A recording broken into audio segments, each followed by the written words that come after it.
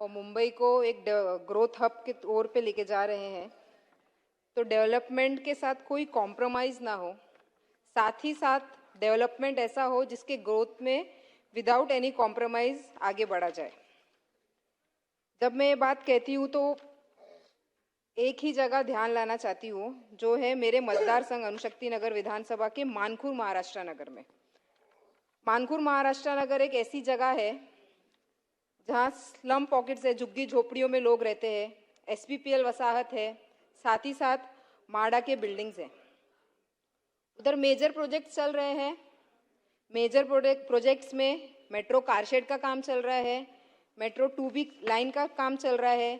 साथ ही साथ जब मेट्रो का काम ऊपर चल रहा है तो नीचे रोड्स और साइड ड्रेन्स का काम चल रहा है। मेट्रो के लिए कैप्टिव आरएमसी प्लांट्स चल रहे हैं, रोड वाइडनिंग का काम है, उधर एनएडी नाला का वाइडनिंग का काम है, टी जंक्शन पे एक रोड ओवर ब्रिज बन रहा है।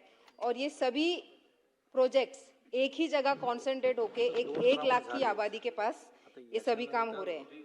ये सारे डेवलपमेंट के प्रोजेक्ट्स हैं और डेवलपमेंट प्रोजेक्ट्स के टाइम पे अगर लोगों के हेल्थ के साथ कॉम्प्रोमाइज किया जाए, उनकी सेफ्टी के साथ कॉम्प्रोमाइज किया जाए या कॉम्प्रोमाइज हो रहा हो, तो उसके ऊपर सरकार को पूरे लक्ष्य डालने की जरूरत पड़ेगी।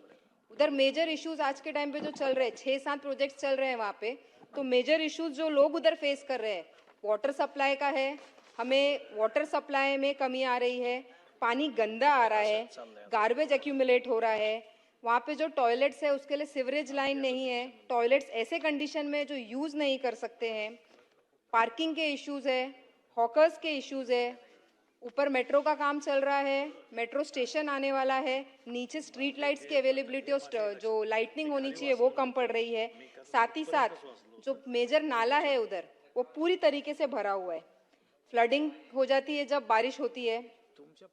2016 से रोड वाइडनिंग और एनएडी नाला वाइडनिंग के लिए पात्रता फाइनल नहीं हो पा रही है। पिछले 9 साल में अगर हम 1200 झोपड़ों के पात्रता फाइनल नहीं कर सकते, क्योंकि वो एक एनडीजेड जोन है, नो डेवलपमेंट जोन है, उधर के लोग बहुत ही ज्यादा परेशान हो गए। तो मैं यही बोलना चाहती हूँ कि अगर हम डेवलपमेंट में बढ़ रहे हैं आगे, तो डेवलपमेंट को विदाउट कॉम्प्रोमाइज के साथ किया जाए। ये लोग जो उधर जो 1400 लोग रह रहे हैं जिनकी पात्रता होना बची हुई है, तो उस काम को स्पीड अप किया जाए।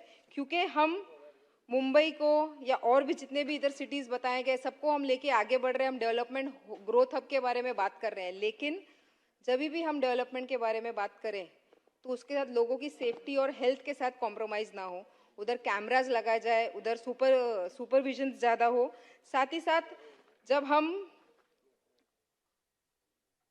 माडा बिल्डिंग्स या जो बिल्डिंग्स बनी हुई 10-15 साल पहले जिसकी ओसी पेंडिंग है, मुंबई में एक ऐसा पॉकेट है जो एचडीआईएल का हम बोल सकते हैं, कुर्ला वेस्ट में कोहिनूर के पास।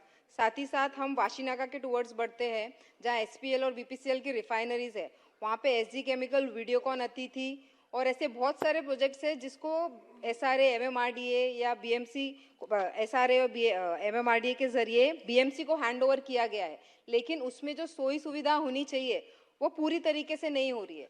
रिसेंटली उधर एक 10 से 15 मीटर की जो वाइड दीवार थी वो गिर गई है और उधर अभी तक कोई सेफ्टी मेजर्स नहीं लिया गया है। तो जब हम पूरी तरीके से मुंबई को बड़ी मतलब एक बिग विजन देते हैं, तो हम उधर के झुग्गी झोपड़ी में रहने वालियों को, जो हॉरिजॉन्टल स्लम जिसे कहा जाता है, और साथ ही साथ जिनको हम वहां से हटा के वर्टिकल स्लम पे लाते हैं, उसके ऊपर थोड़ा ध्यान देने की जरूरत है। डेवलपमेंट तो हो रहा है और डेवलपमेंट से कभी भी अपोज नहीं करते, लेकिन उसको माइन्यूटली ग्राउंड लेवल पे क्या इफेक्ट हो रहा है लोगों की जिंदगी पर, उनकी जिंदगी को हम बेहतर कैसे बना सकते हैं, उनकी जिंदगी के, क्योंकि हम इधर बीएमसी के बारे में बात कर रहे हैं, तो बीएमसी का मेयर चाहे ही खान हो या कोई और हो, लेकिन ध्यान इसी पे रहना चाहिए कि उधर के जो गोर गरीब लोग हैं उनको वो सारी सुविधाएं हम दे पा रहे हैं कि नहीं दे पा रहे। इस ज्यादा वक्त नहीं लेना चाहूंगी क्योंकि कम समय दिया गया है, लेकिन एक कुछ मुद्दे जो माने गए हैं उसके ऊपर बीएमसी पूरा ध्यान दे और ओवरऑल डेवलपमेंट के साथ माइन्यूटली भी अगर हम लोगों की जिंदगी को बेहतर बना पाए उसके ऊपर ध्यान दिया जाए।